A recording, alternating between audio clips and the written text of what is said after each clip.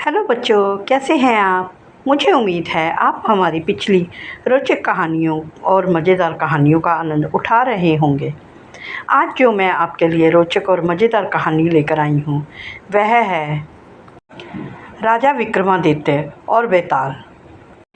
इससे पहले कि मैं आपको यह कहानी सुनाऊं, बच्चों हमारे बेल आइकन के बटन को दबाकर हमारा प्रोत्साहन बढ़ाएं और हमारे चैनल को लाइक, शेयर और सब्सक्राइब करें। तो चलिए सुनाती हूँ आज की कहानी, राजा विक्रमादित्य और बेताल। राजा विक्रमादित्य एक प्रसिद्ध प्राचीन भारतीय शासक थे जो कि अपनी बुद्धिमत्ता, न्यायप्रियता और अदम्य साहस के लिए जाने जाते थे। वह एक तांत्रिक की मांग पर जंगल से बेताल को पकड़ने के लिए जाते थे, लेकिन बेताल उन्हें अपनी कहानियाँ सुनने पर मजबूर कर देता था।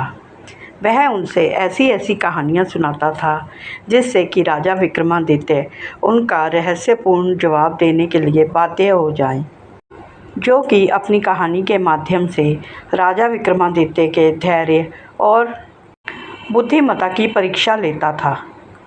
बेताल उन्हें कहानी सुनाता और उन्हें मजबूर करता वह उस कहानी का आखिरी प्रश्न का उत्तर दे। जब भी वह राजा विक्रमादित्य उस प्रश्न का उत्तर देते थे तो बेताल भागकर वहां से फिर दोबारा पेड़ पर लटक जाता था। ऐसे कर कर के बेताल ने राजा विक्रमादित्य को 25 कहानियाँ सुनाई। ऐसी ही एक पहली कहानी मैं आपको सुना रही हूँ। बहुत समय पहले की बात है।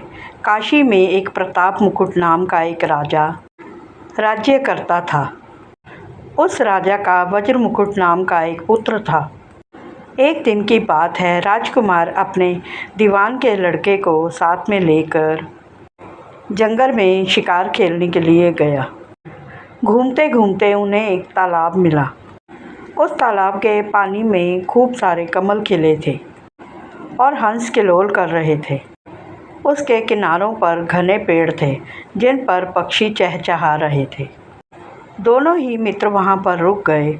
उन्होंने तालाब के पानी में हाथ मुंह धोया। उसके बाद ऊपर महादेव के मंदिर में चले गए। अपने अपने घोड़ों को उन्होंने मंदिर के बाहर बांध दिया। जब वह मंदिर के दर्शन करके बाहर आए तो क्या देखते हैं कि तालाब के किनारे राजकुमारी अपनी सहेलियों के साथ स्नान करने आई है। दीवान का लड़का तो वहीं पेड़ के नीचे बैठा रहा, परंतु राजकुमार से ना रहा गया। वह आगे बढ़ गया। राजकुमारी ने उसे देखा तो वह उस पर मोहित हो गया। राजकुमारी भी उसकी तरफ देखती रही। फिर राजकुमारी ने अपने जूड़े में से कमल का फूल निकाला, कान से लगाया, दांत से कुतरा, फिर पैरों के नीचे दबाया और फिर से छाती से लगाकर सखियों के साथ वापस चली गई। उसके जाने के बाद राजकुमार निराश ही अपने दीवान के बेटे अपने मित्र के पास आया और सारा हाल सुनाकर वह बोला, मैं इस राजकुमारी के बिना नहीं रह सकता हूँ, पर ना तो मुझे उसका नाम मालूम है और ना ही मुझे उसका ठिकाना मालूम है। वह मुझे कैसे मिलेगी। इस पर दीवान के लड़के ने कहा, राजकुमार आप घबराएं नहीं, वह सब कुछ बता कर गई है। इस पर राजकुमार ने हैरान होते हुए पूछा, वह कैसे। तो दीवान का लड़का बोला, उसने कमल का फूल उतार कर अपने कान से लगाया तो उसने यह बताया कि मैं कर्नाटक की रहने वाली हूँ। दांत से कुतर कर उसने यह बताया कि मैं दंतपाट राजा की पुत्री हूँ। पाँव से दबाने का अर्थ है उसका नाम पद्यावती है। और छाती से लगाकर उसने बताया कि तुम मेरे दिल में बस गए हो। इतना सुनते ही राजकुमार खुशी से झूम उठा। उसने कहा, अब मुझे कर्नाटक देश में ले चलो।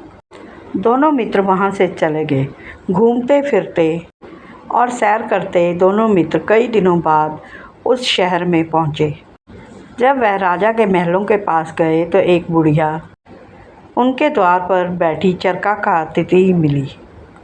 उसके पास जाकर दोनों घोड़े से उतर गए और बोले, माई हम सौदागर हैं, हमारा सामान पीछे आ रहा है, हमें रहने को थोड़ी सी जगह दे दो।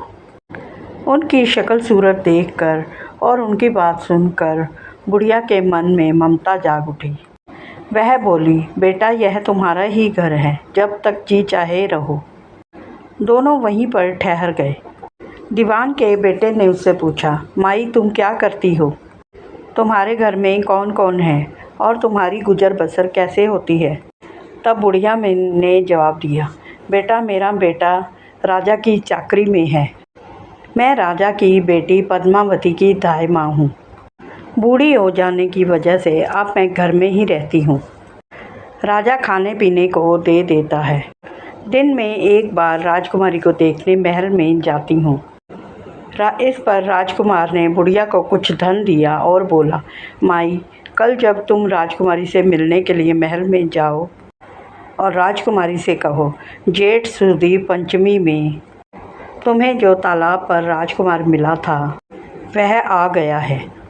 अगले दिन बुढ़िया जब राजकुमारी को देखने के लिए महल में गई तो उसने राजकुमारी को राजकुमार का संदेशा दे दिया। सुनते ही राजकुमारी ने हाथों में चंदन लगाकर बुढ़िया को तमाचा दे मारा और उससे कहा, मेरे घर से निकल जा। बुढ़िया ने वापस आकर राजकुमार को सारा हाल कह सुनाया। यह सुनकर राजकुमार हक्का बक्का रह गया। उसने अपने मित्र दीवान के लड़के से पूछा तो उसने कहा, राजकुमार आप घबराएं नहीं, उसकी बातों को समझें। उसने 10 उंगलियां सफ़ेद चंदन में मारी। इसका मतलब है कि अभी 10 रोज़ चांदनी के हैं और उसके बीतने पर मैं तुम्हें अंधेरी रात में मिलूँगी। 10 दिन बाद राजकुमार ने बुढ़िया को फिर से उसकी खबर देने को कहा। इस बार उसने केसर के रंग में 3 उंगलियां डुबोकर उसके मुंह पर मारी और कहा, चल भाग जा यहाँ से। इस बार भी बुढ़िया ने आकर सारी बात उसे सुना दी।